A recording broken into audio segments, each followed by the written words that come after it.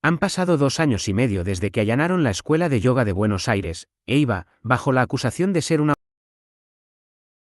el espejismo del hijo ante la Escuela de Yoga, trata, sin víctimas y acusados sin delito. Han pasado 2 años y medio desde que allanaron la Escuela de Yoga de Buenos Aires, EIBA, bajo la acusación de ser una organización criminal. Hoy, el caso se desmorona, las pruebas que sostenían la teoría del juez Ariel Lijo, grabaciones con irregularidades, testimonios contradictorios y pericias forenses refutadas, no resisten el menor análisis. Las propias personas señaladas como víctimas desmienten los cargos, y los expertos han invalidado las acusaciones clave. La ironía es palpable, los acusados, señalados inicialmente como victimarios, hoy denuncian ser las verdaderas víctimas de un proceso sin sustento. Mientras la mayoría de los medios evitan abordar un caso que fue tan maltratado, Factor resume cómo se construyó un relato judicial frágil y da voz a los acusados. Por Alejandro Agostinelli. La noche del 12 de agosto de 2022, una redada policial sin precedentes sacudió la sede de la Escuela de Yoga de Buenos Aires y 50 domicilios particulares. La operación, liderada por el juez federal Ariel Lijo, el fiscal Carlos Stornelli y la Procuraduría de Trata y Explotación de Personas, Protex, apuntaba a desmantelar una supuesta organización dedicada a la trata de personas, el lavado de dinero, la explotación sexual y el contrabando. La secta de yoga de Villa Crespo, como calificó el caso el sitio oficial. Las imágenes de los arrestos se multiplicaron en los medios, mientras se hablaba de una secta, con redes de influencia inesperadas, según la narrativa que proporcionaron fiscales y jueces sobre esta entidad que todos los medios masivos compraron, fascinados. Así, bajo acusaciones vagas e inconsistentes, el juez Lijo ordenó la captura de 19 de sus miembros, que fueron apresados, y calificó aleatoriamente a otras 7 mujeres adultas, miembros de la institución, como supuestas víctimas de trata. Ninguna de ellas fue rescatada ni encontrada en situación de prostitución. En el caso intervinieron el doctor Lijo, el fiscal Stornelli y la Protex, fue objeto de una intensa, abrumadora difusión mediática, para finalmente diluirse a medida que entidades de todo el mundo e importantes figuras académicas empezaban a intervenir. 2 años y medio después, la causa enfrenta serios cuestionamientos. Organizaciones internacionales, especialistas y la propia Cámara de Apelaciones han puesto en duda las acusaciones formuladas por Lijo. En el centro del debate, una pregunta: ¿hubo realmente delito o fue una caza de brujas judicial? Las primeras grietas de la acusación. La expectativa de los asistentes de la Protex, embelesados con el discurso antisectario provisto por un exmiembro que es, a su vez, asesor confeso de la Fiscalía, era que alguna de las presuntas víctimas se quebrara. Pero nada de eso ocurrió. Todo lo contrario. Por ese motivo, uno de los puntos más discutidos es cómo la justicia ha construido el caso. De las 7 mujeres catalogadas como víctimas de trata, ninguna se identificó como tal. Lo mismo ocurrió con otras 5, también llamadas a declarar como posibles víctimas. Todas ofrecieron someterse a pericias psicológicas para demostrar su autonomía. Cuando se realizaron, por orden de la Cámara de Apelaciones, los informes del cuerpo médico forense descartaron la hipótesis de coerción, manipulación y explotación. Pese a esto, Lijo se apoyó en un informe tardío de la Dirección General de Investigaciones, DATIP, que, sin evaluar a las supuestas víctimas, concluyó que eran capaces individualmente, pero no en grupo. La ambigüedad de esta afirmación no pasó desapercibida.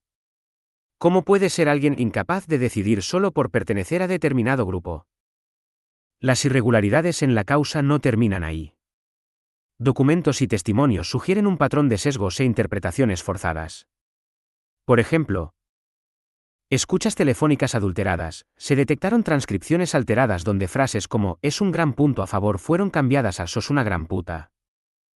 Imputaciones infundadas, hubo personas procesadas por lavado de dinero solo por tener negocios independientes. Un contador de 58 años fue acusado porque aconsejó a una compañera sobre qué tarjeta de crédito usar para pagar un curso de italiano. Un caso de contrabando de vitaminas. El delito de contrabando se basó en la posesión de medicamentos personales como tiras reactivas de glucosa y flores de Bach. Una clínica dedicada a la cura de sueño, para todos y todas, un sitio donde lavan aún más el cerebro de presuntas trabajadoras sexuales y que castigan rebeldes, pero al que solían asistir Juan Percovis, director de la escuela, y otros directivos. Pruebas ridículas. Un testigo clave justificó la acusación de trata porque algunas mujeres usaban polleras cortas y vestían ropa roja y azul. El fiasco de la pornovideoteca, según la denuncia del testigo reservado y asesor de la fiscalía, quien aseguraba la existencia de grabaciones sexuales con fines de chantaje, el juzgado solo encontró miles de vídeos de cursos filosóficos y, a lo sumo, unos pocos VHS pornográficos comerciales, viejos y deteriorados. Un caso extremo es el del mago Carlos Barragán, albacea de aquella videoteca, que fue encarcelado sin medicación adecuada hasta que su salud se deterioró gravemente. Cuando la Cámara de Apelaciones ordenó su liberación, ya era tarde, requirió una cirugía a corazón abierto. La justicia en la cuerda floja. La actuación de Ariel Lijo ha generado fuertes críticas dentro y fuera del país. Estos cuestionamientos incluyen el caso de la Escuela de Yoga de Buenos Aires. Destacados académicos especializados en nuevos movimientos religiosos, como Massimo Introvigne y Susan Palmer, no solo han rechazado la veracidad de las acusaciones sino que han denunciado los procedimientos empleados como un caso de abuso judicial con motivaciones ideológicas, elaboración engañosa de un modelo de víctima y búsqueda de atención mediática. Además, organismos internacionales como KPLC presentaron un informe ante Naciones Unidas, señalando que la causa contra la EIVA podría ser una violación de derechos humanos. La propia Asamblea General ordenó distribuir el documento. Mientras tanto, Lijo ha ignorado pericias y pruebas que contradicen su narrativa. Su insistencia en sostener la acusación, incluso cuando los hechos la desmienten, lo coloca en el centro de una tormenta judicial que, tarde o temprano, podría volverse en su contra. El caso EIVA pasó de ser un escándalo mediático a un emblema de las fallas del sistema judicial argentino. Con víctimas que niegan serlo, pruebas dudosas y decisiones judiciales cuestionables, la causa se tambalea. Si la justicia tiene algún compromiso con la verdad, tarde o temprano deberá responder, ¿fue este un caso de trata de personas o estamos ante el armado de una ficción judicial? Carnaza de titulares. La Fiscalía proveyó a los medios una narrativa estigmatizante apropiada para lectores ávidos de promesas sensacionalistas, pero a la hora de presentar pruebas que respaldaran acusaciones gravísimas la causa empezó a decaer. Hoy el escenario se dio vuelta. La ONG Coordination des Associations des Particuliers pour la Liberté de Conscience, KPLC, con sede en París, Francia, y estatus consultivo de Naciones Unidas, ha presentado un informe ante el Consejo de Derechos Humanos de la Asamblea General Las Naciones Unidas en el que denuncia abusos de derechos humanos, solicitando al gobierno argentino que investigue la posible violación de derechos humanos contra los miembros de la EIVA realizadas o avaladas por el Dr. Lijo y la Fiscalía. La Asamblea General ordenó la distribución del documento con fecha 29 de mayo de 2023. La totalidad de las supuestas víctimas niegan serlo, y ofrecieron ser sometidas a pericias psiquiátricas y psicológicas para demostrarlo. Las pericias solo se hicieron a pedido de la Cámara de Apelaciones. Así, el Cuerpo Médico Forense de la Justicia Nacional, dependiente de la Corte Suprema de Justicia de la Nación, descartó la hipótesis inicial del juez, dictaminando que las supuestas víctimas no tienen signo alguno de serlo, y que son mujeres plenamente capaces. La Cámara de Apelaciones intimó al juez a considerar los informes del Cuerpo Médico Forense para resolver un planteo de inexistencia de delito. Diversos profesionales visitaron Argentina a fin de analizar el caso, entrevistar a las personas involucradas y eventualmente publicar artículos sobre el tema. Resultado, han condenado en forma unánime el tratamiento del caso. Entre ellas, Dr. Massimo Introvigne, sociólogo de la religión y abogado especialista en propiedad intelectual, cofundador y director ejecutivo del Centro de Estudios sobre las Nuevas Religiones, CESNUR. El académico sueco Per Fasnell describió a Introvigne como uno de los principales nombres en el estudio de las nuevas religiones. El sociólogo Roberto Cipriani ha calificado a Introvigne como uno de los sociólogos italianos de la religión más conocidos en el extranjero, y entre los principales estudiosos del mundo de los nuevos movimientos religiosos. Doctora Susan Jan Palmer, socióloga de la religión y autora canadiense cuyo objeto principal de investigación son los nuevos movimientos religiosos. Profesora afiliada en la Universidad Concordia e investigadora principal del proyecto de investigación Niños en religiones sectarias en la Facultad de Estudios Religiosos de la Universidad McGill de Montreal, Canadá. Doctora Holly Falk, historiadora e investigadora de movimientos sociales en la Universidad de Washington Occidental, Estados Unidos de América. Ph.D. en Estudios de la Religión. Autora del volumen Nuevos Movimientos Religiosos, que integra la base de datos de religiones mundiales publicada por Infobase. Ha sido miembro de la Junta Directiva de la Asociación de Estudios Comunales desde 2010. Otros defensores de la libertad de creencias que estudiaron documentos de la causa y se expresaron condenando la actuación de juez y fiscales son Willy Fautre, director y cofundador de Derechos Humanos Sin Fronteras. Miembro del Consorcio Internacional de Derecho y Estudios Religiosos. Corresponsal de prensa y miembro del comité editorial de The European Times en Bruselas y de The Geneva Times. Rosita Orit, exdiplomática lituana especializada en paz y seguridad, desarme y ayuda humanitaria, miembro del Comité Científico de la Federación Europea para la Libertad de Creencias. Cofundadora y presidente del Observatorio Internacional de la Libertad Religiosa de los Refugiados. Dr. Alessandro Amicarelli, abogado experto en libertades individuales, defensor de los derechos humanos en Londres, Reino Unido y presidente del Consejo de Directores de la Federación Europea para la Libertad de Creencias. El caso se expuso en diversos congresos internacionales sobre libertades individuales: Taipei, Taiwán, 2023, Vilna, Lituania, 2023, Burdeos, Francia, 2024, Chicago, Estados Unidos, 2024, Panamá, 2024, Montevideo, Uruguay, 2024. También hubo reuniones en Bruselas, Bélgica, con representantes de entidades especializadas en libertad de creencias de España, Francia y Bélgica que analizaron el caso en la sede de Derechos Humanos Sin Fronteras Internacional, en julio de 2023. El 19 de julio de 2024 expusieron en el Palacio de la Legislatura de la Ciudad Autónoma de Buenos Aires varios especialistas nacionales e internacionales, quienes describieron y compararon violaciones a libertades individuales en Argentina y otros países, especialmente relacionadas con la libertad de creencias. Uno de los casos de estudio presentados a modo de ejemplo fue el de la EIVA. Los disertantes fueron Massimo Introvigne y Rosita Orit y los siguientes investigadores argentinos. Dr. Alejandro Frigerio, doctor en antropología por la Universidad de California, Los Ángeles, 1989. Actualmente es investigador titular del Consejo Nacional de Investigaciones Científicas, CONICET, de Argentina e investigador y profesor titular del Departamento de Sociología de la Universidad Católica Argentina. También es profesor en el programa de posgrado del área de Antropología Social de la Facultad Latinoamericana de Ciencias Sociales, Buenos Aires. Doctora Cecilia Inés Varela, doctora en Antropología de la Universidad de Buenos Aires, investigadora independiente del CONICET. Especialidad, Antropología Jurídica y Estudios de Género. Directora de tesistas de doctorado. Autora de 2 libros y numerosos artículos sobre feminismo y políticas antitrata. Licenciado María Bardé, licenciada en Ciencias Antropológicas, Universidad de Buenos Aires.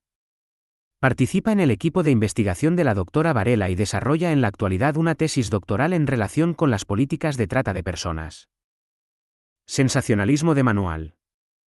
La cobertura periodística nacional se caracterizó por adoptar las primeras actuaciones de la Fiscalía casi sin hacer esfuerzos por verificar la procedencia de las acusaciones. De aquella secta del horror a este infierno. No hace falta tener mucha memoria para evocar los noticieros que mostraban puertas destrozadas, fajos de billetes cuya procedencia nadie podía determinar, si eran ahorros legítimos o prueba de un delito, y pertenencias incautadas. Estas imágenes, cargadas de una connotación condenatoria inseparable de los titulares que las acompañaban, inundaron los medios. La Escuela de Yoga de Buenos Aires fue presentada como una organización criminal. Nombres, rostros y detalles personales de los involucrados fueron expuestos sin el más mínimo reparo, con consecuencias irreversibles para sus vidas profesionales y privadas. Susan Palmer, en su investigación, entrevistó a 9 mujeres señaladas como víctimas de la EIVA. Al revés de la narrativa oficial, estas mujeres, profesionales en áreas tales como bienes raíces, producción televisiva y salud, negaron rotundamente ser víctimas o haber sido explotadas sexualmente. Se indignaron por haber recibido la etiqueta de prostitutas y describieron el impacto devastador de las acusaciones en sus carreras y bienestar emocional. Naturalmente, muchas de ellas experimentaron síntomas de trastorno de estrés postraumático tras los allanamientos, la exposición mediática y el consiguiente impacto en su entorno social. Massimo Introvigne ha señalado irregularidades en el manejo del caso por parte de las autoridades judiciales argentinas. Destacó que las acusaciones se basaron en testimonios proporcionados por Pablo Salum, un único exmiembro que abandonó la EIVA hace más de 3 décadas y famoso por ostentar teorías desacreditadas sobre lavado de cerebros. Además, Resaltó que las pericias realizadas a las supuestas víctimas concluyeron que eran personas psicológicamente normales y creíbles en su rechazo de haber sido explotadas. El mismo Introvigne señaló que la cobertura mediática internacional, especialmente de medios influyentes como The New York Times, replicaron las acusaciones sin cuestionarlas ni investigar, refritando notas de la prensa local para perpetuar una narrativa posiblemente errónea y dañina para los involucrados. El caso de la Escuela de Yoga de Buenos Aires recuerda cómo el poder judicial, los prejuicios sociales y la maquinaria mediática pueden entrelazarse en una tormenta perfecta de acusaciones infundadas. La combinación de teorías sin validez científica, como la persuasión coercitiva o el lavado de cerebros, con una cobertura sensacionalista, cimentó el escándalo y arrasó con la reputación de vidas marcadas sin pruebas concluyentes. Las investigaciones académicas en torno al caso expusieron cómo la narrativa oficial se construyó sobre bases endebles y cómo el sistema judicial, en vez de cuestionar sus procedimientos, reforzó un relato que terminó convirtiendo a personas comunes en algo peor que un chivo expiatorio. Inflar artificialmente estadísticas o inventar situaciones en un expediente para que un problema parezca más grave de lo que es y justificar decisiones políticas, gastos o leyes que de otra manera no tendrían sentido. En una era donde la inmediatez y el impacto suelen prevalecer sobre la búsqueda de la verdad, este caso resalta la urgencia de una justicia y un periodismo que no se dejen arrastrar por la dramatización de delitos aún sin confirmar, sino que se basen en evidencias sólidas y en el respeto irrestricto a los derechos humanos fundamentales. Ahora bien, ¿asumirán su responsabilidad las autoridades y los medios cuando una acusación, amplificada sin contrastes, se convierta en una condena social irreversible? Seguramente no. Digresión personal.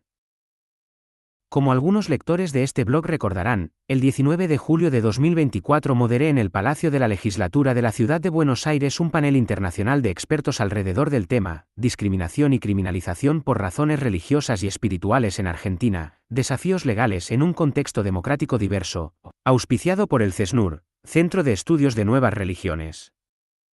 En aquella oportunidad, me manifesté contra la intolerancia a la diversidad religiosa, el lenguaje de odio y hostilidad antirreligiosa, que no son patrimonio exclusivo de los sectores llamados antisectas, dado que, desde hace varios años, empezó a estar al servicio de agentes estatales. ¿Cómo es posible, me pregunté, que estos discursos estén casi naturalizados en ámbitos tan esenciales a la democracia como la justicia?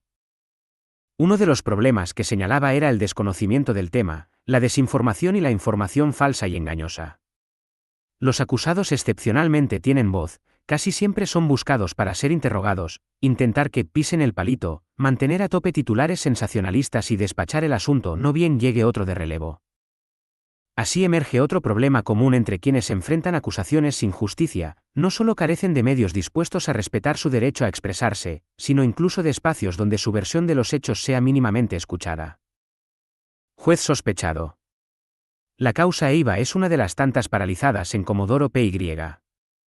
Aún así, Ariel Lijo fue promocionado juez de la Corte Suprema por el Gobierno Nacional por medio de un DNU. Ahora, 4 jueces de la Corte rechazaron el nombramiento. Hoy, la actuación del juez federal Ariel Lijo se ha convertido en una cuestión de Estado.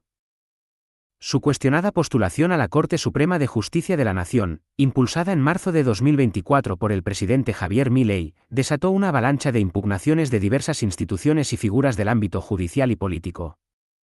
Las objeciones se basaron en denuncias previas por presunto mal desempeño y sospechas de haber cometido irregularidades en el desempeño de sus funciones de juez federal y con causas pendientes de resolución ante el Consejo de la Magistratura Nacional. Contra todo pronóstico, en febrero de 2025, Milei avanzó con su designación mediante un decreto presidencial, nombrándolo, en comisión, como juez del máximo tribunal. Este mecanismo le permitía asumir el cargo de manera provisional hasta que el Senado ratificara o rechazara su nombramiento.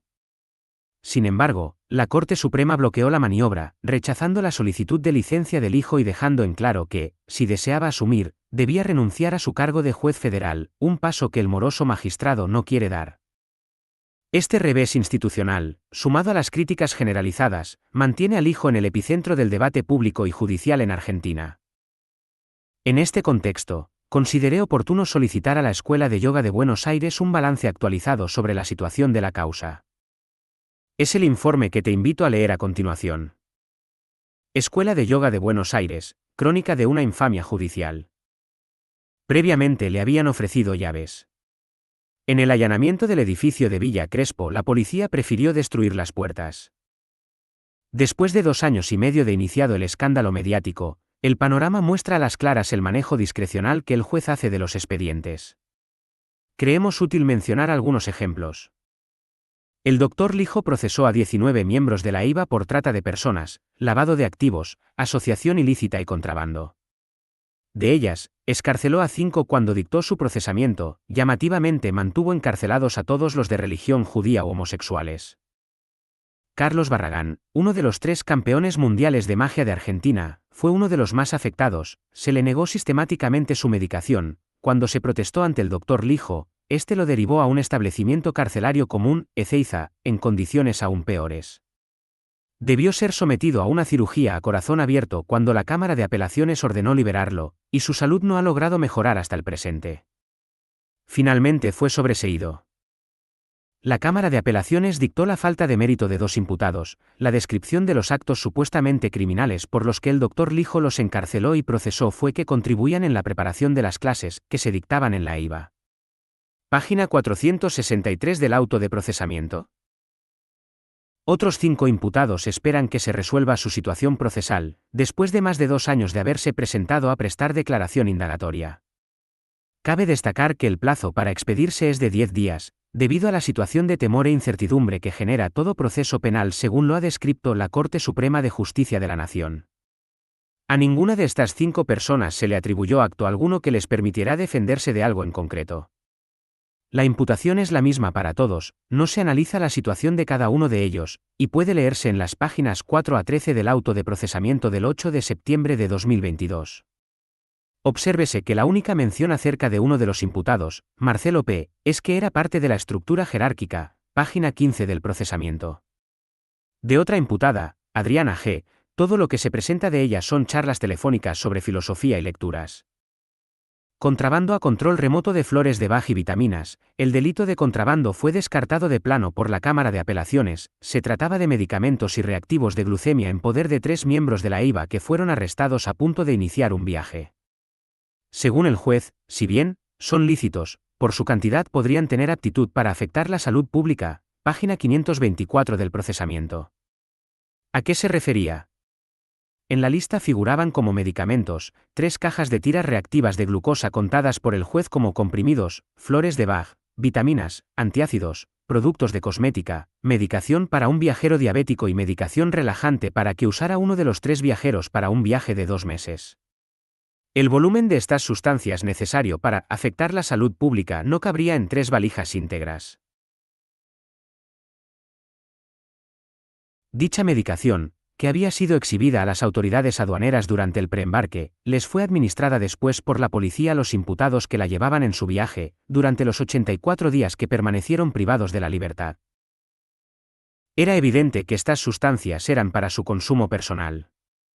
Pero solo se eliminó el cargo cuando la Cámara de Apelaciones destacó la ausencia de delito, 84 días después.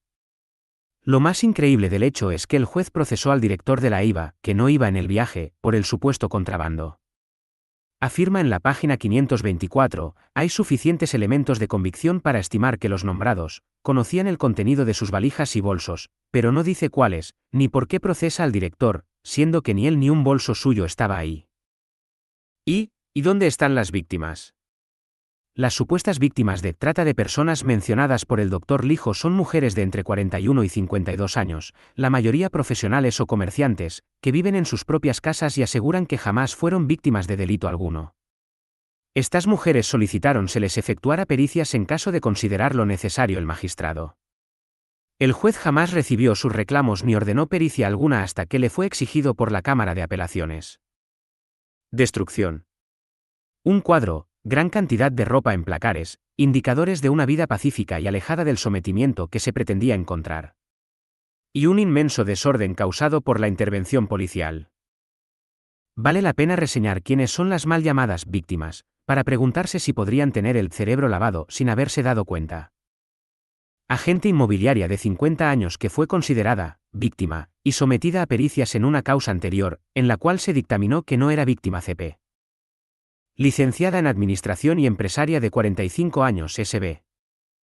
Agente inmobiliaria de 43 años, NST.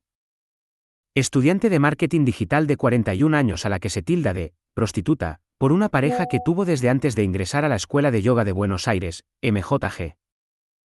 Enfermera diplomada de 52 años que fue considerada víctima y sometida a pericias en una causa anterior, en la cual se dictaminó que no era víctima, AES.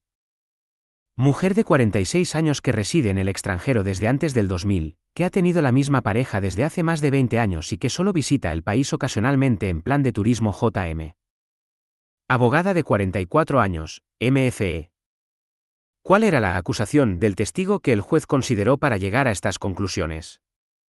Que estas mujeres usan polleras cortas y un grupo de ellas usa ropa roja y azul, por lo que parecen viejas prostitutas, SIC. Además de esta lista inverosímil, fueron convocadas a prestar testimonio como posibles víctimas las siguientes personas. Psicóloga social y cantante profesional de 66 años GK. Profesora de artes visuales y artista plástica de 62 años MV. Actriz de 57 años, miembro del equipo campeón mundial de magia 1997, GMG. Docente primaria y coach filosófica en empresas de 57 años MP. Agente inmobiliaria de 36 años que es también diseñadora de macromedia y diseñadora web LC. Allanamientos. ¿Una biblioteca con libros y adornos se encontraría en un lugar destinado a encerrar y someter víctimas? ¿Es lógico que esos lugares sean propiedad de las víctimas? Carne o Carnegie. El apellido del autor, en la causa, a veces se transcribió como carne o se interpretó como indicación de encuentros carnales. Escuchas telefónicas y adulteración de transcripciones, se probó que las supuestas desgrabaciones de las intervenciones telefónicas usadas por el juez en su procesamiento estaban alteradas, las grabaciones no dicen lo que se transcribió. Esto fue denunciado ante el Dr. Lijo, quien había citado esas desgrabaciones tergiversadas en sus fallos, y este solo respondió que la defensa no había sido suficientemente precisa al indicar la ubicación de dichas divergencias, como si no fuera su deber detectar y corregir esas fallas de procedimiento, máxime cuando él mismo las utilizó en sus fallos. Algunos ejemplos de estas divergencias. Se reemplazó es un gran punto a favor por sos una gran puta. En la misma charla, se reemplazó es un gran punto a favor gracias a vos por soy una gran puta gracias a vos, se reemplazó si se enganchan por el coacheado también hay más posibilidades por la música el día de mañana por si se enganchan por el colchón también hay más posibilidades por la música el día de mañana, el destacado es nuestro. Aquí se contradice el mismo expediente, ya que figuran dos versiones, una correcta y otra tergiversada. El Dr. Lijo eligió la versión tergiversada. Cuando en algunos casos alguien menciona a Carnegie, el famosísimo autor de autoayuda, Dale Carnegie, se escribía carne. Pericias forenses, la totalidad de los peritos forenses dictaminaron en forma tajante que las mal llamadas víctimas gozan de plena capacidad, y que no había signo alguno de maltrato en ellas. La Cámara de Apelaciones le exigió al juez, deberá valorar las pericias, en mayúsculas en el original. La edad y ocupaciones de las supuestas víctimas fueron detalladas omitiendo sus nombres por el Dr. Introvigne y la Dra. Palmer cuando visitaron Argentina para mostrar lo absurdo de este caso. Incluso los visitantes fueron invitados a las viviendas de estas mujeres, porque, cabe aclararlo, son personas independientes y tienen sus propias viviendas y trabajos. Para contrarrestar las pericias del Cuerpo Médico Forense, CMF, el Dr. Lijo recurrió a un informe elaborado por los psicólogos de la DATIP, Dirección General de Investigaciones y Apoyo Tecnológico a la Investigación Penal, entidad conectada con Protex. Estos profesionales firmaron en conformidad con el dictamen del CMF, y 41 días después de vencido el plazo para presentar un informe en disidencia, presentaron una ampliación en la que, sin referirse a los test de ninguna de las personas analizadas, sin responder los puntos de pericia y con fórmulas genéricas, aseguraron que las personas peritadas son capaces analizadas individualmente, pero incapaces en conjunto. Muchos de los firmantes ni siquiera habían estado presentes en la mayoría de las pericias. Además, al presentarlo como ampliación y haber firmado en conformidad, evitaron la discusión que el Código Procesal Penal exige en caso de disidencia, con lo que evitaron cualquier cuestionamiento a su insólito dictamen. Cuesta imaginar un informe más defectuoso. Sin embargo, el Dr. Lijo adhirió a sus dichos como si fueran una verdad revelada. La razón por la que los profesionales de DATIP evitan el debate con el CMF no es menor. Sus afirmaciones se apartan de toda teoría seria y de toda ciencia, no existe algo así como una incapacidad grupal de personas capaces. Sorprende y alarma que el Dr. Li Ho se apoye en un disparate así con tanta naturalidad. Tal vez se deba a la falta de seriedad del dictamen que, así como en el primer procesamiento recurrió a transcripciones telefónicas adulteradas, rescate ahora sin control de la defensa supuestos archivos de hace 20 años, de un periodo en que los delitos que invoca no existían, que interpreta con una pasmosa creatividad. Citamos una de sus fantásticas deducciones sobre el significado de esos archivos. En ese archivo, además, se detallan en diferentes cuadros los objetivos, el monto total de sangre fresca, el de sangre digerida, y promedio en dólares, ver disco externo 1, carpeta, secuestro C. Todos ellos son términos que consistían en una especie de lenguaje propio de la escuela, según fue detallado en el auto de procesamiento. El término, sangre fresca, significaría el dinero que ingresa a la organización por negocios o clientes nuevos y no se encontraba registrada, y la sangre digerida, de dinero que se encontraba contabilizado en el banquito. El mismo Perkovic menciona, en una de las transcripciones de los congresos halladas en las computadoras secuestradas, que, acá es lo mismo, la sangre fresca, por eso yo le puse sangre fresca, uno muere porque cuando la sangre fresca deja de serlo, se envenena el cuerpo. Ver disco externo 1, carpeta, secuestro 4 minutos, el destacado me corresponde, punto. Auto de rechazo del pedido de sobreseimiento, 20 de diciembre de 2024, PAC 47. La unión lógica entre uno muere porque cuando la sangre fresca deja de serlo, se envenena el cuerpo y sangre fresca es el dinero que ingresa por negocios o clientes nuevos, y no se encontraba registrada, y la sangre digerida, de dinero que se encontraba contabilizado en el banquito no se explica en ningún lado, y no parece poder explicarse. Café de la escuela. Este es el espacio donde cayó el operativo secta de la Fiscalía de Stornelli/Protex. No encontraron ninguna víctima de trata sino personas conversando amigablemente, muy desconcertadas. Al parecer, todo vale con tal de desestimar esas molestas pericias del cuerpo médico forense. Caza de brujas para probar ingresos ilegales y decomisar lo que sea, el Dr. Li Ho, sin haber efectuado el más mínimo análisis de la abundante documentación secuestrada en 51 allanamientos, la mayoría a casas particulares y negocios de los alumnos, acusó a varios de ellos de lavado de activos por el solo hecho de tener un negocio. Según él, la única actividad de la EIVA era la trata de personas, por lo que todo lo demás suponía era una pantalla. A pesar del intento del juez por imponer que todos los ingresos de cada imputado constituían lavado de activos, cada persona que declaró ante él negó semejante extremo y entregó la documentación que probaba sus dichos. Vale la pena detenernos en algunos de ellos. Federico S., que llevaba adelante un negocio de coaching empresarial, le explicó que la totalidad de sus ingresos se realiza por transferencias bancarias, que ellas se efectúan desde entidades intachables, incluyendo entre muchas otras la Facultad de Medicina de la UBA, el Hospital Italiano, Toyota, Infobae, etc., y le pedía que efectuara pericias contables a la documentación que le secuestrara y oficiara a los bancos para que estos informaran el origen de los fondos transferidos. Pero el Dr. Li Ho había ya afirmado en todas las indagatorias que, con BEA Group, se dotaba de apariencia lícita a los fondos obtenidos como producto de las actividades de la organización. Página 10 del procesamiento, al transcribir la imputación, y no estaba dispuesto a admitir lo contrario. ¿Cómo pasar por alto constancias bancarias y facturación a entidades tan importantes? Muy simple, no solo omitió cualquiera de esas acciones elementales, pericias contables y oficios a bancos, y la documentación que le fuera entregada por el imputado, sino que procesó a Federico S., respondiendo a su extensa declaración con las siguientes palabras.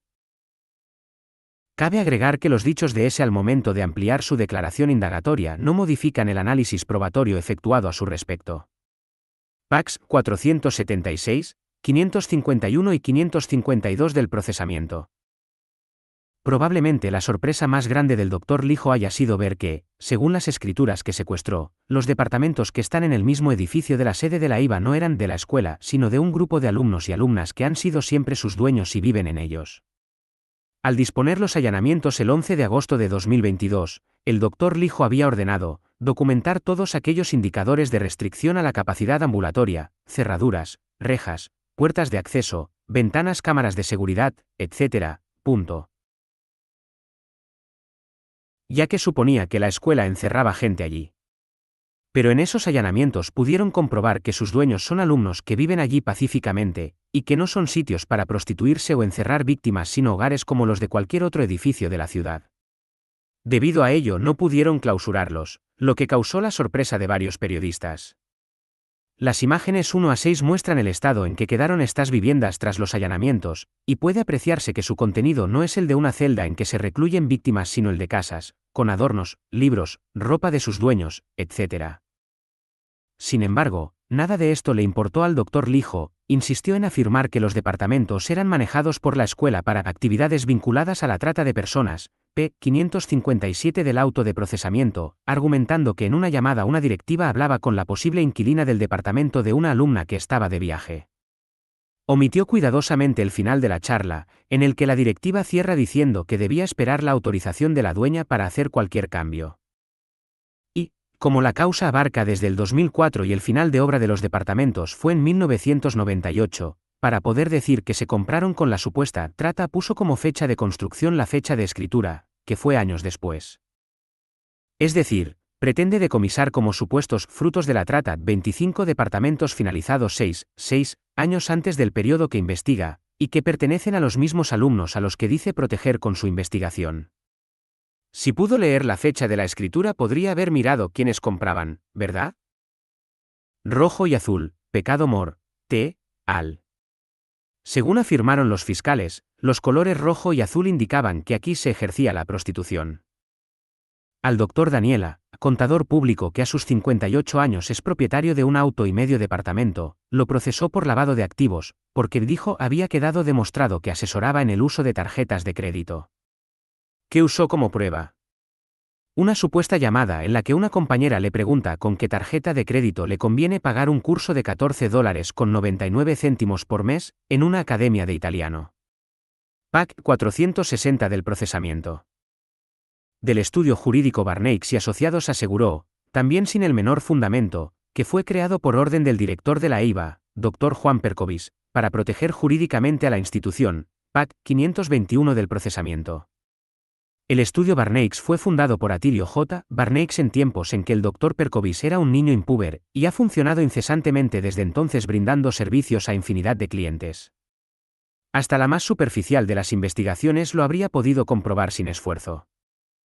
De igual modo y con idéntico nulo fundamento, aseguró que la organización conformó una estructura financiera para el blanqueo de activos.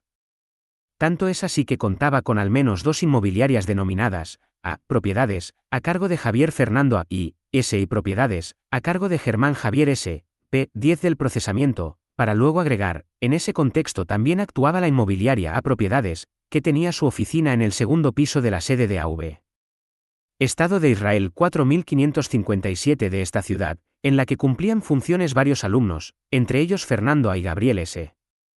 Allí vendían los inmuebles pertenecientes a los alumnos y compraban otros a nombre, especialmente de Juan Percovis y la cúpula de poder de la organización, con el fin de darle una apariencia de legalidad al dinero utilizado para la compra, p. 407 del procesamiento.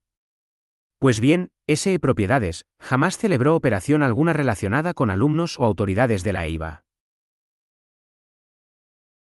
Germán S., que debió cerrar su inmobiliaria como consecuencia de este juicio, hace unos 15 años que no es miembro de la escuela. En cuanto a Fernando A., tenía 6 años cuando Juan Percovis compró el primero de sus 2 únicos inmuebles, y era un adolescente cuando compró el segundo. Jamás compró nada para los directivos, y si alguna vez efectuó alguna operación con algún alumno de la EIVA, los directivos ni siquiera se enteraron. De nuevo, el doctor Lijo acomoda su relato a sus deseos, sin el menor fundamento. Todo bien es producto de la trata, incluso los heredados. Esa misma voracidad le hizo contar como patrimonio que prueba la trata de personas un departamento propiedad de otra imputada, Georgina H., página 452 del procesamiento.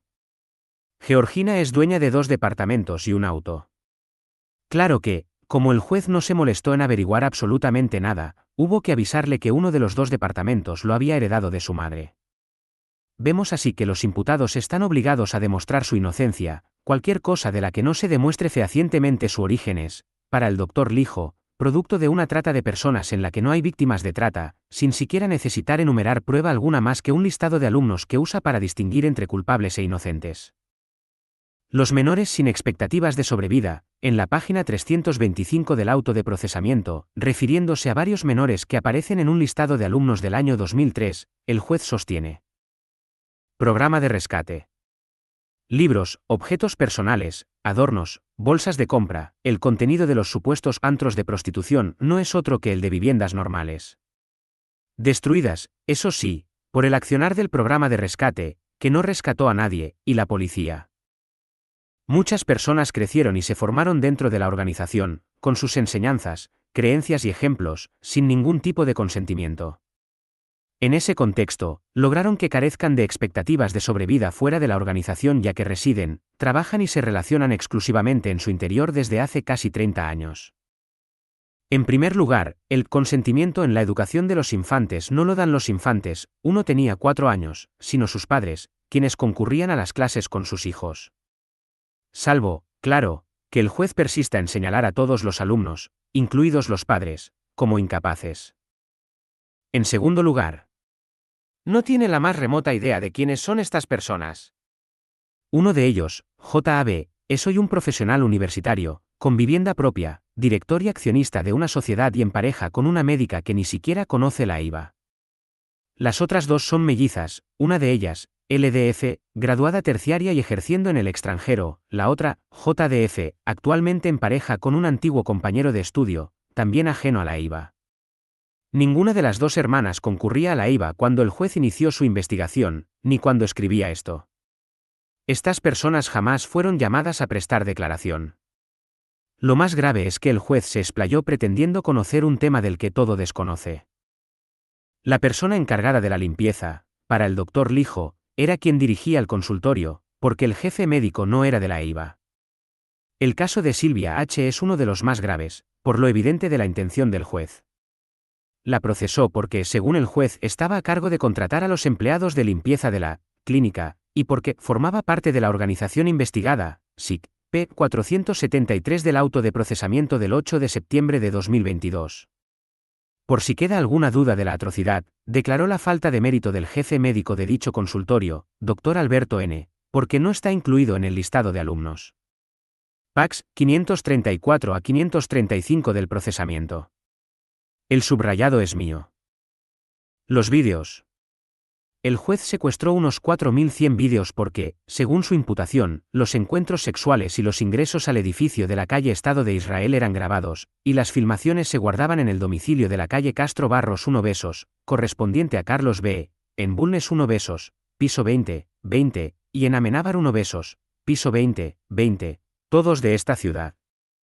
Eso, al menos, había dicho el denunciante, una persona que denuncia a muchísima gente, incluyendo tarotistas, el Dalai Lama, los adventistas del séptimo día, las carmelitas descalzas y llegó a acusar a un médico por ejercicio ilegal de la medicina porque en una red social publicó una carta de tarot. No es broma, lo hizo. El doctor Lijo sigue cada palabra de este individuo como si fuera una cosa probada aunque todas las pruebas digan lo contrario, y los vídeos no son una excepción. Después de haber ordenado a personal policial que observara cada uno. De esos 4.100 vídeos, unas 8.200 horas de grabación, la respuesta de la policía fue una sola, sin interés para la investigación. Después de haber contemplado 8.200 horas de clases filosóficas, podría esperarse que estos policías sean hoy un poco más sabios, ¿verdad? Pues bien, si fue así queda demostrado que la sabiduría no se traslada a los superiores.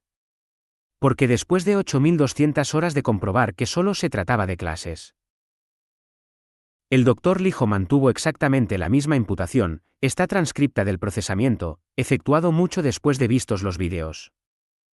Las Ghostbusters y su indumentaria azul y roja, según el doctor Lijo y la Protex, este grupo compuesto por varias mujeres de entre 54 y 78 años y un perro no era un grupo que trabaja sobre las emociones para promover el éxito individual, como han dicho algunas de sus integrantes, sino que se dedica a capacitar a la gente en prostitución. Por su experiencia, dice Protex, ya que son mujeres con un promedio de edad más o menos avanzado y ellos saben que seguramente son todas prostitutas. Y por eso, dicen, usaban camisas azules con un bordado simbolizando fantasmitas, y shorts rojos. En las camisas hay una inscripción, Astral Cleansing Division. Según Protex, esa es indumentaria de prostitución. Las imágenes que adjunto permiten apreciar la dimensión del absurdo. Por último, según el Dr. Lijo y la Protex, también hacían brujerías, SIC.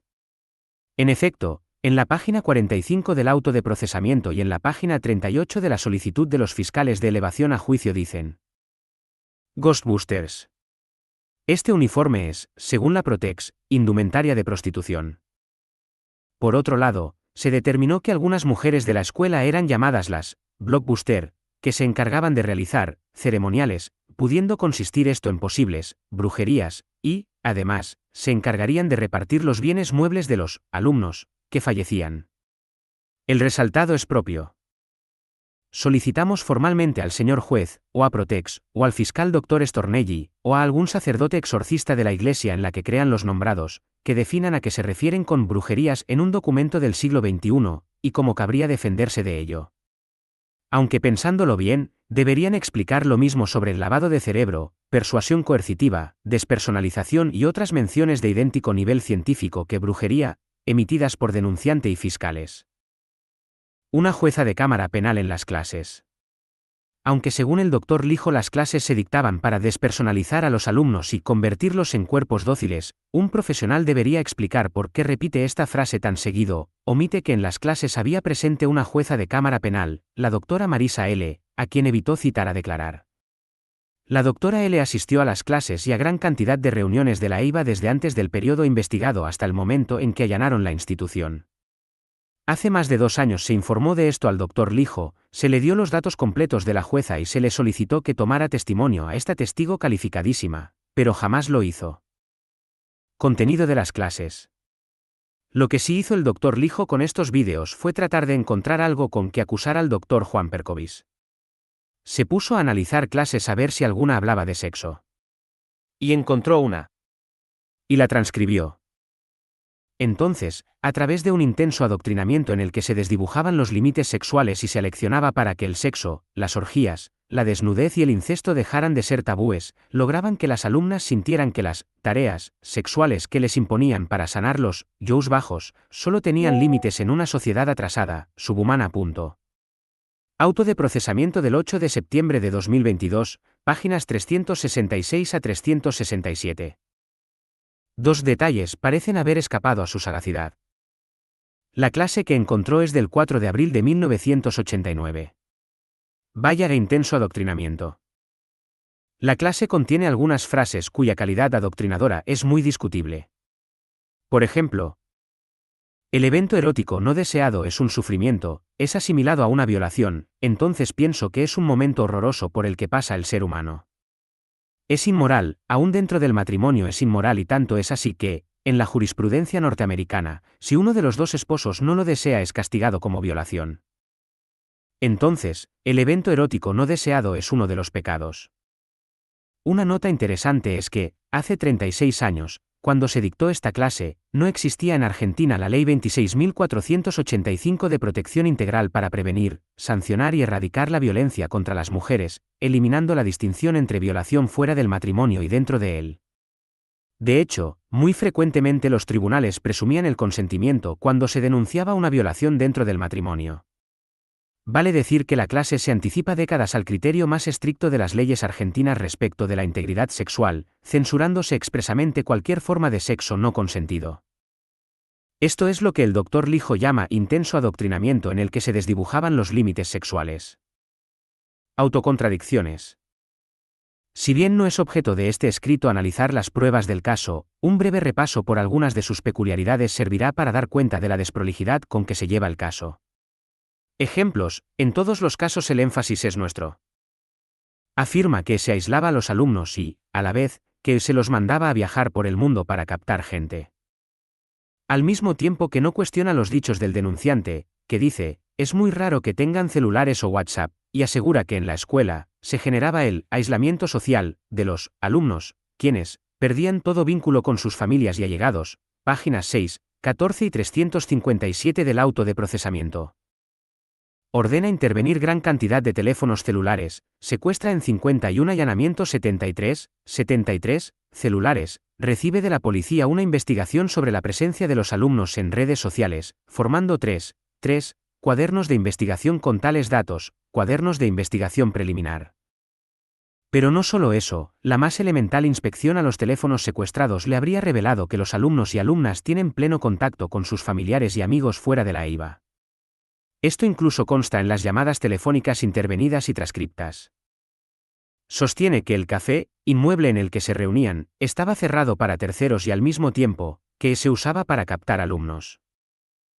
Asegura que permanentemente se captaba gente nueva, pero después de 40 años de funcionamiento de la EIVA el juez tiene en su poder un listado con 180 alumnos. Dice que el director, Juan Percovis, hacía inscribir los bienes de los alumnos a su nombre, pero en el procesamiento describe sus bienes, solo tiene 2 inmuebles, comprados en 1976 y 1990. Asegura que el líder despersonalizaba a los alumnos, incapacitándolos para tomar cualquier decisión, pero imputa a 24 de ellos, asumiendo así que tienen voluntad. Cabe aclarar que son de dominio público varias fotos en las que el Dr. Lijo se muestra con actitud amistosa hacia el exdiputado Gustavo Vera, quien fuera director del Comité de Lucha contra la Trata y fuera dispensado de tal cargo recientemente. El citado comité tomaba parte en las decisiones sobre el Fondo Fiduciario de Lucha contra la Trata, creado un mes antes de que se iniciara la supuesta investigación sobre la EIVA. Quien conozca a estas personas recordará seguramente un caso anterior, en el que Vera fue acusado de apropiarse de máquinas de coser para sus talleres y argumentó en su defensa que el Dr. Lijo lo había nombrado depositario de dichas máquinas. Cuando se le exigió reintegrarlas, Vera entregó otras, lo que dio lugar a una causa penal, aparentemente remediada cuando devolvieron las correctas. Pero ese no es tema de este escrito, si lo es la relación de cercanía entre el Dr. Lijo y quien administraba los fondos de lucha contra la trata, cuyo manejo presentaba, según el Ministerio de Economía, múltiples falencias. Dicho fondo se integraba con todo lo secuestrado en casos de trata, entre los que se incluyó a la EIVA pese a que no hay una sola víctima. Esto puede explicar por qué el juez tomó a un grupo de 180 adultos, casi todos de entre 40 y 80 años, la gran mayoría profesionales o con comercios, y allanó 51 de sus propiedades, negocios y oficinas y ordenó secuestrar todo lo que encontró de valor y considerando fruto de la trata sin el menor análisis. Véase punto 9, y especialmente el 9.1. Esto también puede servir para explicar por qué el juzgado ayudó a influir negativamente en la opinión pública respecto de la EIVA y divulgó correspondencia privada de las víctimas, que se encuentra extensamente citada en un libro del que es autora Soledad Ferrari y que ha sido leída en varias de sus presentaciones. Esta periodista ha reconocido, en una declaración prestada a raíz de la denuncia de una de las perjudicadas, MJG, de fecha 28 de agosto de 2024, que el juzgado le dio acceso a este material. Con su accionar, el Dr. Lijo daña a las personas que dice querer proteger, personas que han quedado expuestas públicamente en medio de una campaña de prensa despiadada y que solo piden continuar sus vidas, destacando que no son víctimas. Juez Lijo fue promovido por el gobierno de Javier Milei para la Corte Suprema, pero aún tiene causas que no pudieron avanzar porque fueron cerradas sin siquiera investigar las pruebas. Una de ellas es la de la Escuela de Yoga de Buenos Aires. Los crímenes de lesa humanidad están definidos en el artículo 7 del Estatuto de Roma de la Corte Penal Internacional, del 17 de julio de 1998. En él se citan el asesinato, el exterminio, la esclavitud, la deportación, la tortura o la privación de libertad física violando las normas del derecho internacional. Pero, además, se añaden otros delitos. Entre ellos, la persecución de un grupo o colectividad con identidad propia fundada en motivos políticos, raciales, nacionales, étnicos, culturales, religiosos, de género. En el caso que vemos se está dañando a una parte de la población civil por su sola pertenencia a un grupo según lo admite el propio Dr. Lijo, véase el punto 12. Se encuentra en vías de presentación una denuncia de estos hechos ante la Corte Penal Internacional. Parte del contenido que sirve de base a esa presentación, y la documentación que le sirve de prueba, será puesta en línea próximamente. Bibliografía. Amicarelli, A. 2024. Novedades sobre la Escuela de Yoga de Buenos Aires. The Journal of CESNUR, 8.1, suplemento. Disponible en la web.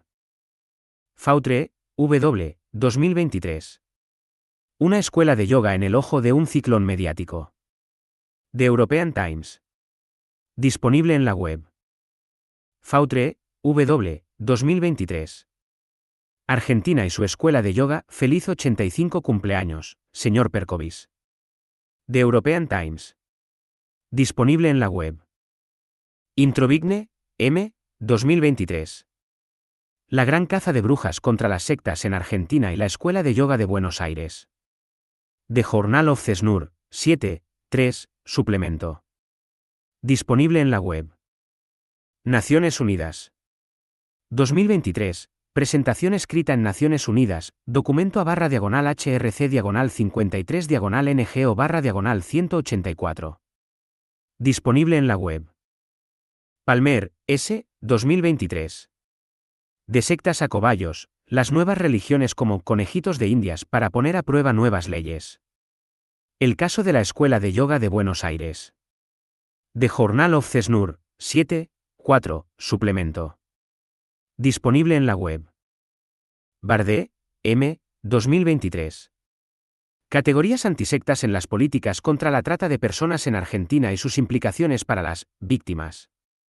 Presentación de un caso de estudio. ENCLA. Revista de Estudios Latinoamericanos sobre Crimen, Derecho y Sociedad, 5, 2, 2498 a 3154. Disponible en la web. Denuncian abusos de derechos humanos contra la EIVA en Naciones Unidas. 2023, Bitter Winter. Disponible en la web. Libertad de religión o creencia, una carta a las autoridades argentinas. 2023, Bitter Winter. Disponible en la web. Libertad de creencias. Un sitio dedicado a la investigación y el diálogo sobre la discriminación religiosa, apoyando la libertad de creencias y el respeto mutuo. Ingresar en la home.